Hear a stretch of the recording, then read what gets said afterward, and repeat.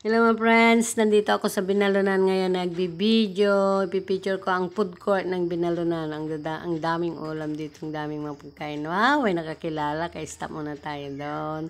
Chika-chika, and then tuloy sa pagbibideo. Ayan, ito na ang parte niyang banda amyanan.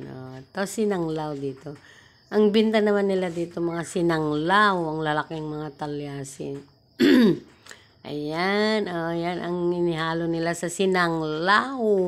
Yan, yung lamang loob ng baka. Ayan, yung kanya, tuwalya-tuwalya. Pinapalambot yan.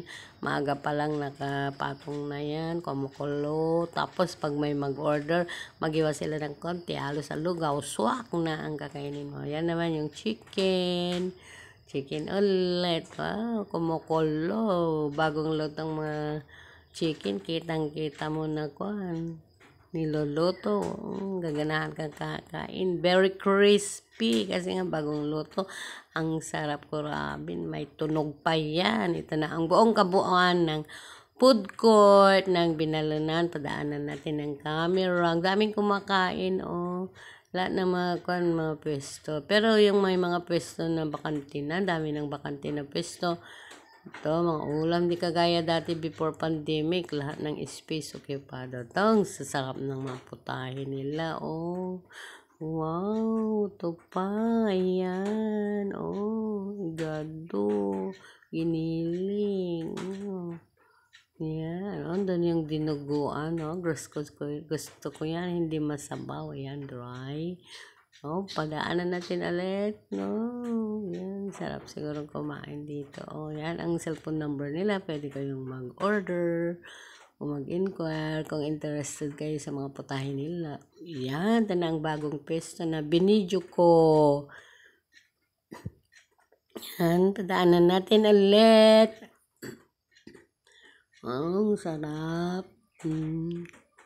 Sarap po, yummy yummy, Diyos ko. Parang catering na to, lahat na yata ng putahe niluto. So, padaanan natin ulit yung food court. Dito naman ako sa likod na nag-video. Yan, daming bakante na space na, hindi na kagaya dati. Mura lang ang budget mo dito, hindi mahal ang mga ulam dito. May 100 pesos mo, may ulam, kanin, saka soft drinks ka na, may gulay na. Yan, padaan natin mga chichirya, mga soft drinks, mga pang giveaway, pang merienda. Yan, pang merienda. Dito kayo pupunta, marami na kayong mabibili, makapag merienda kayo, makapalangalin na. Yan, swak na pulutan, inihaw na bangos with matching hito. Bagong luto pa rin yan mga friends. Kitang-kita mo habang iniihaw. Maalingasaw yung bango ng bangos. Tapos lipat tayo sa kabila. Isa pa lang may-ari nito, yung ihawan ng bangos sa kayong lechon. Lechon baboy. Pero mga slice lang ng lechon baboy ang niluluto dyan.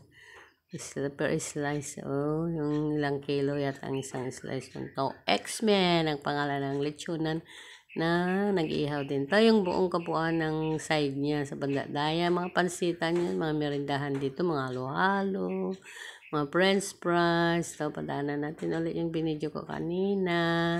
Ang dami nilang putahe, parang catering na, Lahat na yata ng putahe. Ako kung anong oras na to nagluluto. Kasi nga, sobrang dami ng putahe nila. Di mo na yata mabilang. Sarap yan. Yung dinugaan. Gusto ko yan. Ayan. Sarap. Yummy, yummy. Ito pa, Yan. Puro karne ng baboy yata ang putahe nila. Ito naman yung inihaw na bangus. Bangus. Wow, ang sarap. Bangus. Yun, ano yun? Ito, bangus yun. Ano yun? Hitok yun. Yung isa. Yan. Ito ulit. Crispy. Yan. Gaganahan kang kakain pag ganyan. Yung mga bata, gustong-gusto nila. Yung mga estudyante. Dito na bumibili ng mga ulam sa merienda nila. Yung mga estudyante. Kasi nga, mura lang. Bye mga friends. Thank you for watching.